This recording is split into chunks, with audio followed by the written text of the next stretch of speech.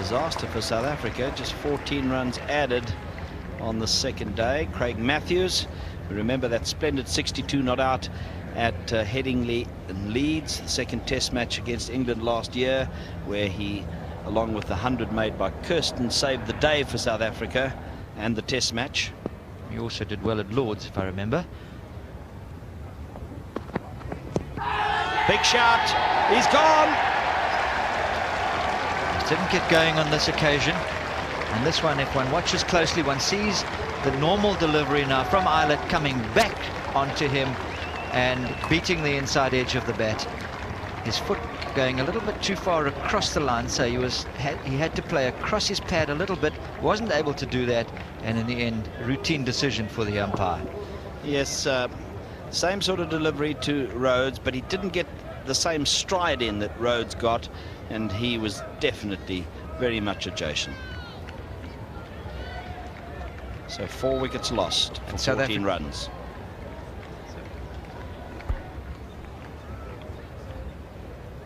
Now Alan Donald, who is progressing with the bat. You see his highest score of 33. That was made this year against Zimbabwe in the one-off test up in Harare.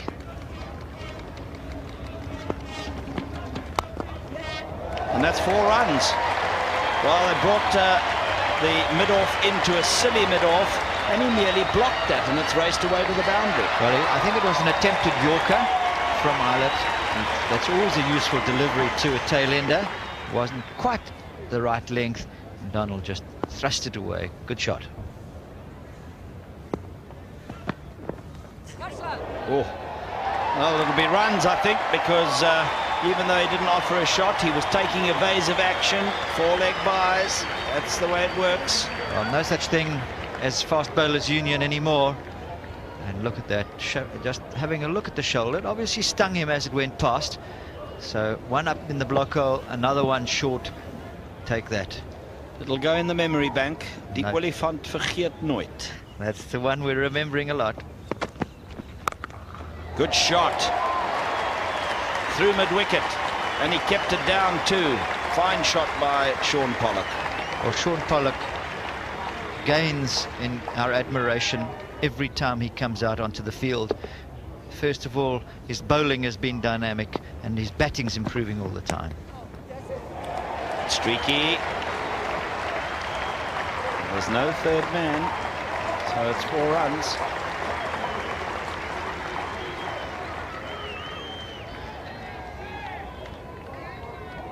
South Africa still deep in trouble, so every run being greeted with a huge round of applause by this enthusiastic crowd.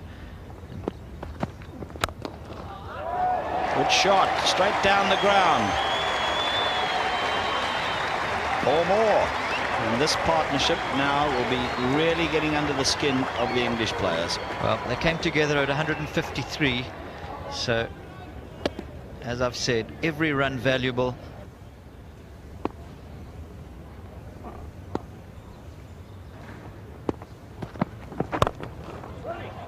Just chips it away on the onside, and it's got enough on it and will go all the way. Well, this is one of the most remarkable improvements that I've ever seen in cricket, because Alan Donald was really, as we called, a walking bonus point a few years ago, and look at this now. That's an accomplished shot. And this young man has an average of 50 in Castle Curry Cup cricket in South Africa this year, and look at that. That's why. That's a glorious cover drive. Absolutely classic shot. He's a sort of batsman that one is so surprised to see him batting that low for Natal, because he's really a superb cricketer and he's a worthy successor when it comes the time for Brian McMillan to give away as South Africa's all-rounder. Well, he has bowled Natal to the top of the Castle Cup, but his batting contributions have been significant. Dropped just short, I think, there of Russell. There was no doubt a definite little inside edge there, but dropping short, I think, of the keeper. Well, it has to be considered a half chance, because although he was going the other direction, his hand didn't come forward. If he'd stretched forward, he might have caught that one. Gets it away, backward a square. Crawley is, oops, he pulled up suddenly there. and it went for 4 just as he was straining to get round, and it looks as though he might have done a hamstring. So this partnership point of view, is it becoming a great irritation to England, but because of it, suddenly Crawley looks as though he's in trouble. Well, it looks like big trouble. That shows you just how quickly he had to pull up as he felt the pull in the left hamstring, and he's really under a considerable discomfort. Able to walk off the field, but that's because the injury is still warm. I'm sure you'll find that when it stiffens up, he's going to be in a lot of pain. Martin again to Pollock. Nice looking drive. I don't think it'll go for 4, but it'll bring up the 50. That's the partnership between these two, and the crowd love it. Beautiful day here at Kingsmead, sunshine, good crowd in, and heroics from Donald and Pollock.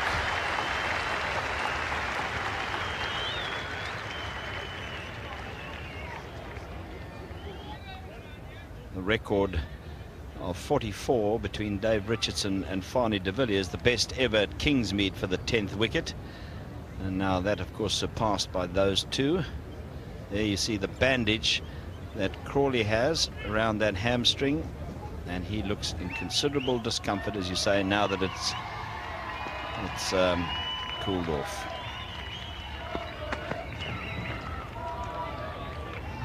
Certainly Martin has peppered Donald with a few short deliveries, and Donald will remember them. Well, he's much faster than Martin. And that action has caused him some considerable discomfort.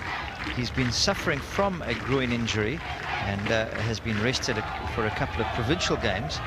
So this is a big worry from the South African point of view. In the air, but safe, and 4 runs. So after having a couple of bounces bowled at him and maybe just aggravating that groin a little bit, he suddenly comes right and decides to lash out at Martin and gets 4 runs over covers. Yes, well, he's obviously in discomfort. He's grimacing all the time now, but fast bowlers get used to these things. Richard Illingworth, and he's bowled him. And Illingworth, the spinner, and it's so interesting that after only 5 overs of the new ball, the left-arm spinner was back to try and sort this final partnership out, and Illingworth has done so. And this is a beautiful, slow, drifting arm ball that goes through the gate.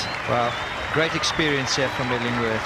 Perfect line and length, and Alan Donald succumbing at last. But really the most wonderful partnership by the South Africans, putting on something like 70, and Alan Donald almost his top score in Test cricket. Yes, just 1 short of the 33 he made against Zimbabwe earlier, and over an hour and a half at the wicket with Pollock. The best partnership ever for the 10th wicket between Tuppy Owen-Smith and Sandy Bell at Leeds in 1929, and 72 now they made, and some respectability in the end to that South African scorecard after a great start when Cronje won the toss, and that dramatic collapse to 153 for 9, and then Pollock and Donald with their 72 runs from 149 balls, lifting it to 225. So unusual to have the last wicket as the biggest partnership. Cork, the man who took so many wickets, 9 of them at the Wanderers, no luck this time. Eilert took all 3 today, bowled much better with the old ball. Martin 4 for 60, bowled well after lunch yesterday and again today. And Richard Illingworth, of course, was the man who applied all the pressure in his bowling. Average approaching 40 for Alex Stewart. Once he gets going, he's a very good player. And of course, Atherton, his average hugely boosted by that 185 not out, his top score made to save the test match at the Wanderers, going past the 4,000 run mark in the process. Alan Donald from the old Fort Road end. He's caught! He's brilliantly caught at the finer of the 2 gullies. Andrew Hudson, the man who took the catch and that will be a welcome sight to the South Africans. Mike Atherton, the England captain's back. Well, there's a great feeling here among the journalists that once Atherton goes, that's half the England resolve gone. And so South Africa could have had no better start than this. A brilliant low catch by Andrew Hudson, going sharply but low, and he picked it up with ease in the end. So great delight to see the back of Mike Atherton for only 2.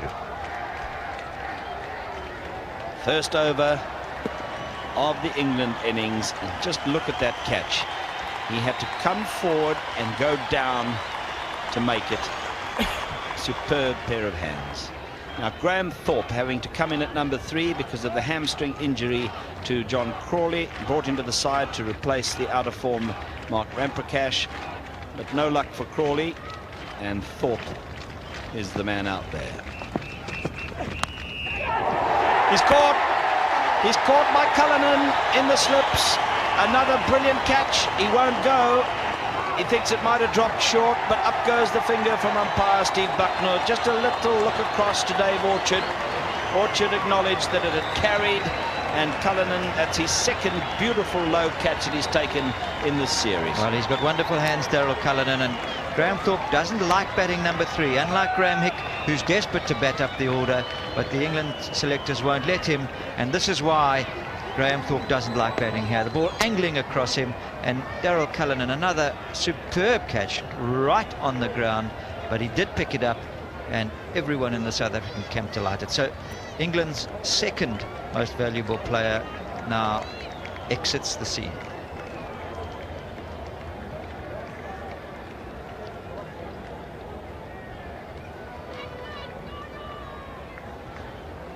So like his captain, just 2 runs, and England 13 for 2, and Donald has struck twice. This will tell us, I think, if it carried the super slow-mo.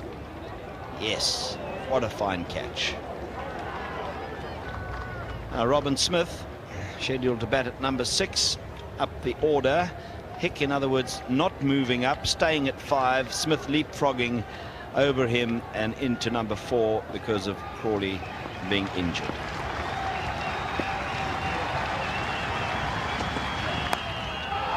Oh, that's over the top of slips and 4 runs. First ball from Robin Smith. What a shot to play. Well, it just shows the tension in the man. He's desperate here. There's a full-page article in the local newspaper about how desperate he was to get 100 here at Kingsmead, in his hometown, and this was the first ball. Guess who? John Ground. He's the hero here, all right. And he's really living up to that worship.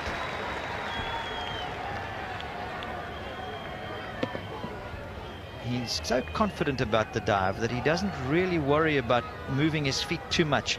He knows that by diving he will get there and he will stop the ball. Nice shot. Well timed. It was well up to him. And he just used the pace of the delivery through mid-wicket for 4. Change of tactics here that didn't work. Hansi Cronje moving an extra man onto the offside into this catching position, and the reaction from Robin Smith to use the gap.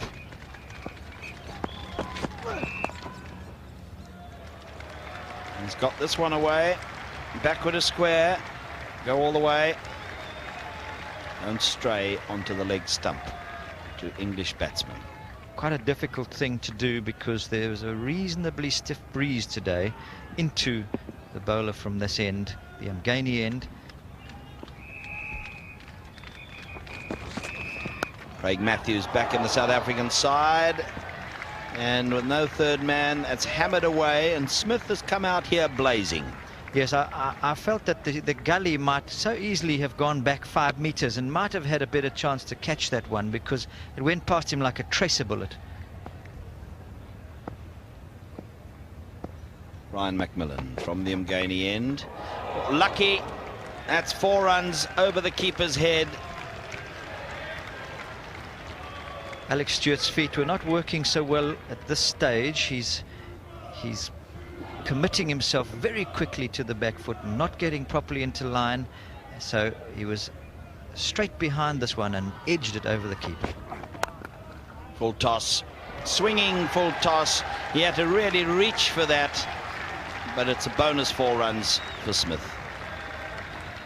Brian McMillan trying to give the ball extra time to swing, slightly over pitching it, and well put away. That's the sign of a class batsman, leaning into it just to push it into the gap.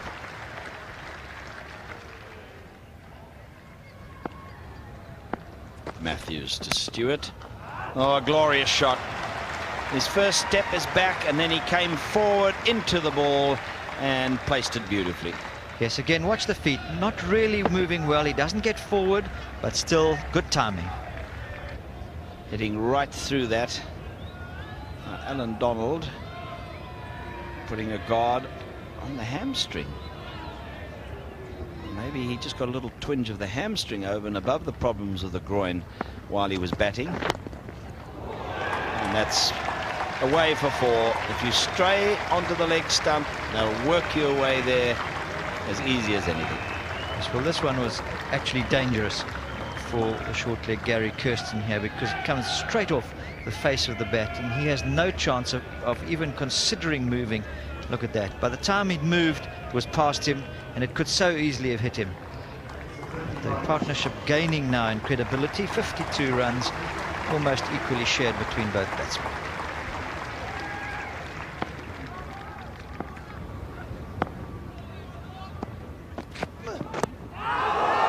Appeal for LBW. Oh, could only have been height, I think, that saved him there. Yes, again, getting committed onto the back foot, Alex Stewart. So the ball, when it seems, can tend to beat the bat, and did so here, but it ball a bit high. Is he gone? Yes, Matthews thinks he's got him, so does McMillan, and another good catch in the slips from the South Africans, this time those huge paws of Brian McMillan. Well, these low good catches are becoming routine for the side. They're actually making them look easier than they really are.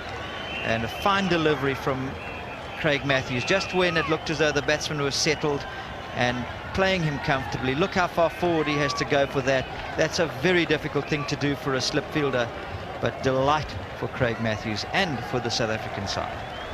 And for a big man like McMillan to get forward, just over an hour and a half for his 34. He started by racing to 18 off only 13 deliveries, but pushing at that one, and tremendous catch by Brian McMillan in the fingers. So Graham Hick now comes to the wicket with England in trouble, even though they're only looking at a poor South African first innings score of 225.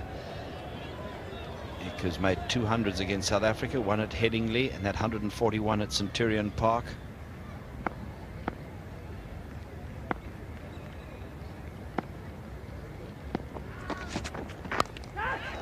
Gone. Andrew Hutchin, he pouches his second, and that went quickly to him. The first one that he got, that of Atherton, was low, was a brilliant catch, but that went high, head height, and he snatched it. And Stewart, who has just looked as though he was settled, and he was in. And he's dangerous when he's like that, and that's a great wicket for the South Africans. Craig Matthews inducing another loose shot here. Alex Stewart playing away from his body, hitting it firmly, and Andrew Hudson showing that those hands of his are getting safer year by year. But another solid performance by Alex Stewart, and another useful decision or dismissal by the South African team. So England now getting into deep trouble at 93 for 4. Well, Craig Matthews being preferred to Merrick Pringle in the South African side, and well, he's producing the goods with a little help from his friends. Jack Russell, what a thorn in the flesh of the South Africans he's been. All of the South Africans, in fact, he's made 471 runs, including that 100 and 350s, and with 4 not outs, an average of 94.2 here in South Africa on tour. Lovely shot by Hick there off the back foot. That's one of his strengths. Yes, another man from the African continent. Graham Hick played Perm Laser Week when he was under 13 in South Africa, And he's another man very keen to do well here. And certainly with shots like that, there's no reason why he shouldn't. He's caught! Brilliantly, brilliantly caught by Jonty Rhodes. Who else?